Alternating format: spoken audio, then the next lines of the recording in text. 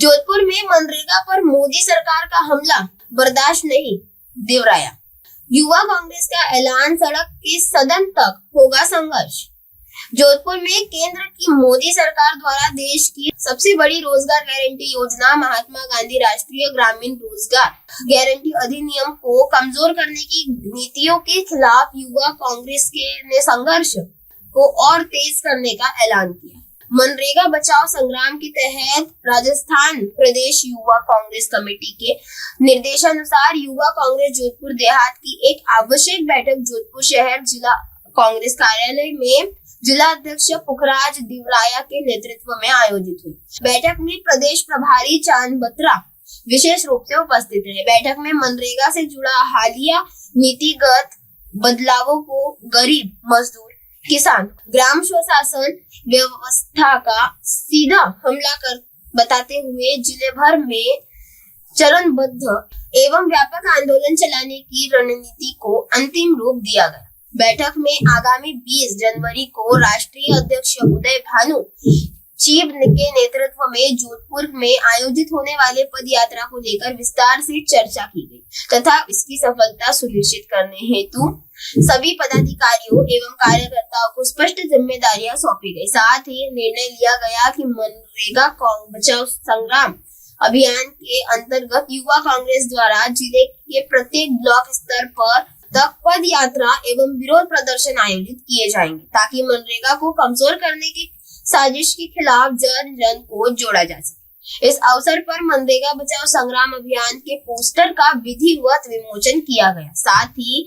आमजन एवं मजदूर वर्ग को आंदोलन से जोड़ने के उद्देश्य से एक विशेष संपर्क नंबर भी जारी किया गया ताकि प्रभावित मजदूर सीधे संगठन से संपर्क कर सके। बैठक को संबोधित करते हुए युवा कांग्रेस जोधपुर देहात के जिलाध्यक्ष पुखराज दिवराया ने कहा कि मनरेगा कोई साधारण सरकारी योजना नहीं बल्कि करोड़ों गरीब परिवारों की आजीविका और आर्थिक सुरक्षा की गारंटी है।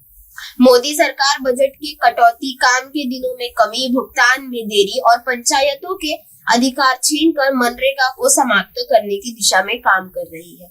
युवा कांग्रेस इस अन्याय के खिलाफ सड़क के सदन तक संघर्ष करेगी। उन्होंने कहा कि पहले मनरेगा के तहत ग्राम पंचायतों और ग्राम सभाओं को विकास कार्य करने का अधिकार था और ठेकेदार पर पूर्ण प्रतिबंध था, लेकिन अब फैसले दिल्ली से थोपे जा रहे हैं जिसमें गांव की स्वायत्तता समाप्त हो रही है और मजदूरों को ठेकेदार के हवाले किया जा रहा है। अंत में युवा कांग्रेस ने केंद्र सरकार को स्पष्ट चेतावनी दी कि मनरेगा विरोधी नीतियां तुरंत वापस नहीं ली गई तो आंदोलन को और अधिक व्यापक, उग्र एवं निर्णायक रूप से दिया जाएगा। बैठक में डिम्पल सिंदल, दिनेश परिहार, मनीष बिश्नोई, ठाकुर बिश्नोई, इंद्रजीत बिश्नोई, गौरव गहलोत, अर्जुन सिंह बोचावत, आदित्य चौधरी, भेराराम पटेल, मनोहर मेघावाल, शैलेंद्र शर्मा, मोहन लीलावत, बजरंग रामावत, पूर्ण सिंह कुमावत, अनिल जांगू, सुनील बड़ोला, राहुल जमेरिया, राजवीर पटेल, महेंद्र जलवानी, मोहित जोया, कमल बंजारा सहित बड़ी संख्या में युवा कांग्रेस कार्यकर्ता उपस्थित रहे। जोधपुर एमएनएस न्यूज से अंकित पुरोहित की खास रिपोर्ट। पिछले दिनों लोकसभा में एक बिल पारित किया गया जिसके अंदर जो मनमोहन सिंह जी जब प्रधानमंत्री थे, जब उन्होंने नरेगा स्टार्ट किया था जिसका नाम मनरेगा कर दिया गया, उसके अंदर 100 दिन का रोजगार दिया जाता था गरीबों को और ये योजना मेन गांव के लिए बनाई गई थी, गांव में विकास हो और गांव के जो बेरोजगार है उनको रोजगार मिले। तो उनको 100 दिन का गारंटी रोजगार मिल रहा था और जिसमें ज़्यादा से ज़्यादा महिलाएं काम कर रही थी और इसके अंदर गांव का विकास हो रहा था। गांव में रोडे, जो ग्रेवल रोड है वो बनना, टाँके बनना और ये छोटे छोटे काम थे विकास के, वो नरेगा के थ्रू हो रहे थे। लेकिन पिछले इस बिल के अंदर उन्होंने जो 10% और 90% का जो रेशियो था उसको 40% और 60% कर दिया गया। तो ये सीधा सीधा है कि इस मनरेगा को बंद करना चाहते हैं लोग, क्योंकि जब 10% और 90% में यहाँ पिछले 2 साल से इनको पैसा दे ही नहीं पा रहे हो और बार बार जहाँ पे भी जाते हैं कि नरेगा का पैसा मिल नहीं रहा है। जब अभी पैसे नहीं दे पा रहे तो राज्य सरकार 40% कहाँ से देगी? तो ये एक बहाना है। 40% और 60% रेशियो करके ये एक तरह से ये इनकी सोच है कि इसको बंद कर दिया जाए और गरीबों को परेशान किया जाए, गाँव के विकास रोक दिए जाए।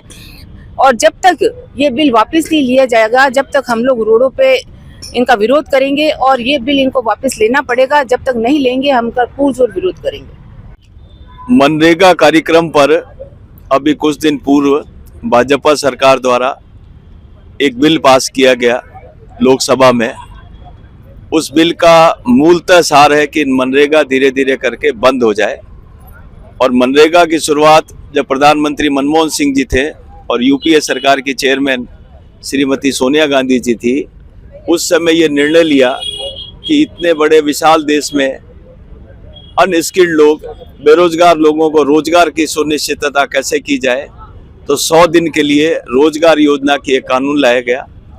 कानून की अच्छाइयाँ ये थी कि कानून में ये कहा गया कि भाई जिस व्यक्ति को कहीं रोजगार ना मिले तो उसके डिमांड पे 15 दिन के अंदर उसको रोजगार सरकार को देना अनिवार्य था।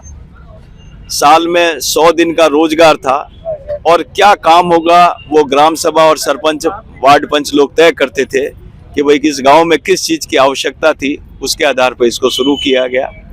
जब ये शुरू हुआ था तो 80 रुपये से शुरू हुआ था और समय समय पे बढ़ता हुआ ये और आगे बढ़ता चला गया। अब जो वर्तमान में जो बिल पास किया गया है उसमें कमियां की बम्बार है। जब ये शुरू हुआ था, जब केंद्र सरकार पैसा पूरा देती थी, लोगों को रोजगार मिलता था। अभी जो बिल पास हुआ उसमें इन्होंने कहा है कि हम 60 पैसा ही देंगे और 40 पैसा राजस्थान सरकार चलेगी। सरकारें जितनी भी स्टेट हैं उनकी सबकी दयनीय स्थिति है। दूसरा, उन्होंने कहा कि काम क्या होगा ये अब दिल्ली तय करेगा। जो ग्राम सभा में आवश्यकता थी, जिन लोगों को तय करवाना था, उसके ऊपर भी अंकुश लगाया। और मैं साल में 60 दिन तक काम बंद रहेगा, ये भी इन्होंने निर्णय लिया। तो जो अनस्किल्ड लोग थे, जिनको कभी कोई खेतीबाड़ी, गरीब लोग थे जिनको कामकाज नहीं मिल रहा था, तो उनको घर बैठे 60 दिन 100 दिन का रोजगार मिल रहा था। ये सरकार ने जो बंद किया है पूरे भारत में, अखिल भारतीय कांग्रेस कमेटी के निर्देश पर, राजस्थान प्रदेश कांग्रेस कमेटी के निर्देश पर पूरे भारत में इसका धरना प्रदर्शन किया जा रहा है। और जिस तरह इन्होंने भूमि अधिग्रहण बिल इनको वापस लेना पड़ा था, उसी तरह ये बिल भी जो गरीबों के सपोर्ट में, समर्थन में था, जब तक कि लेंगे नहीं तब तक कांग्रेस सड़क से संसद तक इसका विरोध करेगी। बिल्कुल आप ठीक कह रहे हैं। मैं बंद इसलिए कह रहा हूँ कि अभी पूरे भारत में 40-42 दिन का ही रोजगार चल रहा है, एवरेज चल रहा है। 100 दिन तो पूरे नहीं हो रहे हैं। सरकार, केंद्र सरकार के पास ना तो पैसा है ना राज्य सरकार के पास पैसा है।